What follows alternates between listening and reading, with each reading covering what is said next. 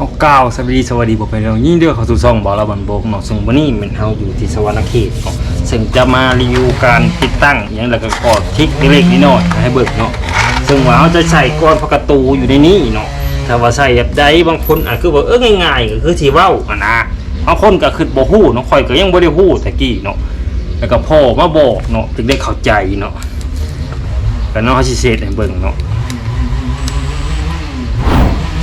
ที่หนึ่งก็เจาะฟ้าแล้วเจาะฟ้าก็ได้จากสวรรค์กระแทกตัวนี้เนาะนี่ที่ว่าลุงซื้อให้เนาะก็ขอบใจลุงเนาะที่ซื้อให้หันบ่มีนี่ว่าเหตุงานยากขนาดเนาะตัวนี้เนาะเขาก็ตอกใส่เนาะแต่บัดนี้นะบางคนนะบ่ฮู้ซ้ำว่าซื้อผูกนี่นะขนาดเบอร์อันนี้นะที่เจาะหูเท่าใดหรือว่าบ่ฮู้ซ้ำว่าสิมันต้องมีการกำหนดบอกอย่างเสียนะขอชิมาบอกเนาะในผูกนี่เนาะมันจะมีเบอร์ของมันเนาะเบอร์7เนาะแล้วในนี่ก็สิมีเนาะมันสิเขียนบอกเนาะนี่ก็เบอร์7เนาะในนี่ก็7เนาะนี่เนาะในนี่ก็7มันมีเบอร์7เนาะเห็นบ่นี่เลข7เนาะหรือว่านี่ก็7เนาะบัดนี้แหละมันสิมีบอกเนาะบอกว่า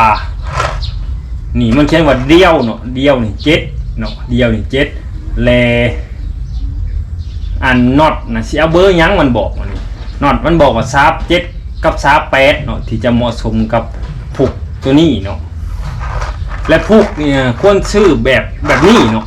แบบเป็นกล่องต่างหากบ่ควรเอาแบบเป็นถุงหรือว่าแบบเป็น แพ็คขายหรือเป็นแพ็คหรือว่ามีทั้งน็อตแล้วก็ผูกนั่นเนี่ยบุคคลใช่เนาะเพราะว่าบอดี้แบบฉันเขาก็ถิ่มงานตั้งเถื่อนเนาะย้อนชื่อผูกแบบฉันเนาะแต่การชื่อผูกแบบนี้จะจบเลยเนาะตอกมีปัญหาอย่างบุคคลเตะเนาะผูกเนาะการตอกผูกก็สำคัญเนาะมันมีลีลาอะไรเนาะลีลาอะไรก็คือบะเบิ้งเนาะมันต้องหันน็อตที่เข้าไปพร้อมเนาะบางคนบ่หันก็ได้ก็ชุดแล้วเนาะแต่ว่าคอยนี่หันเนาะเมื่อผูกมันตอกไปนี่เนาะอันนี้เขาหันออกมาเนาะพอยากจังแล้วก็แล้วเนาะก็เพียงเท่านี้ซื่อเนาะในการใส่งานนี่น็อตกับคนซื้อน็อตแบบนี้เนาะน็อตสีขาวเนาะซับ7ก็ได้ซับ8ก็ได้แต่ในนั้นไม่ซับ7เนาะเท่าสว่านเจ้านี่บ่แห้งเนาะบ่แห้งนี่คันบ่แห้งคนเอาซับ7เนาะซับ7นี่ดีแล้วเนาะบอกว่ามันมาตรฐานแหละบ่มีหยังดอกฉีดรุ่นสิเหียนมันได้ถ้าซับ10แห้งอันตรายเนาะหัวนี่สิแตกก่อนเนาะระวังเนาะโอเคเนาะเป็นยังมาถึงมาเจาะอยู่นี่เนาะเมื่อก่อนเขาเคยใส่หลอกอยู่นี่ใส่หลอกอยู่นี่ย้อนตัวใดย้อนว่าเขาเจาะได้แต่พื้นมันเนาะเขาบ่สามารถเจาะเสาอดีได้สิง่ายเป็นยังจึงง่ายเนาะเพราะว่ามันขูดกะโหลเนาะเวลาสวิงไปสวิงมันขูดกะโหลเนาะขูดกะโหลเลยเฮ็ดให้กะโหลนั่นหลายเนาะยังเอามาสิไปทนใจว่าก็ทีนี้เขาก็สิมาเปลี่ยนเนาะเขาก็สิหันออกเนาะใส่กระจัดเบียบมันเลยหน่อยมันเสริมมันบ่เสริม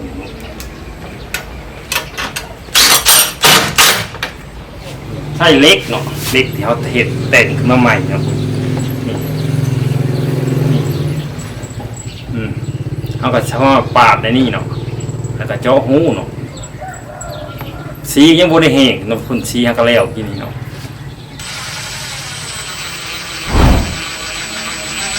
นี่เนาะเขาจะมาอธิบายให้ฟังเป็นยังไงถึงใส่ร่องเหลืองสีนะเมื่อประตูเนาะเวลาใส่เข้าไปเขาเจาะช่วงเขาเจาะสื่อโลดนะแล้วประตูมันสิตีลงเตะลงเลยสินี่เนาะมันมีน้ำหนักเนาะมันก็เอ็นลงเลยเนาะประตูนะเอ็นลงเลยเห็นให้หูหันล็อกอันนี้นะมาถึงหูเนาะหูล็อกนี่นะมาถึงหูเนาะมาถึงหูไปได้แบบนี้นะมาถึงหูเลยล็อกอันนี้ล็อกยากเนาะบ่เข้าเนาะมันบ่เข้าเลยบัดนี้เฮาวิธีแก้ของเฮาก็เฮ็ดหูอันนี้นะไหลลงหลุมพุ่นเนาะไอ้ลงดูบัดนี้นะ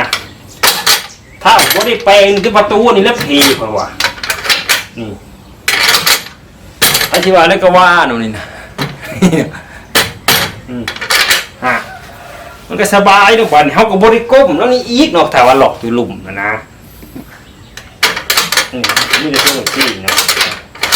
ย่างมาได้ไปสิเนี่ย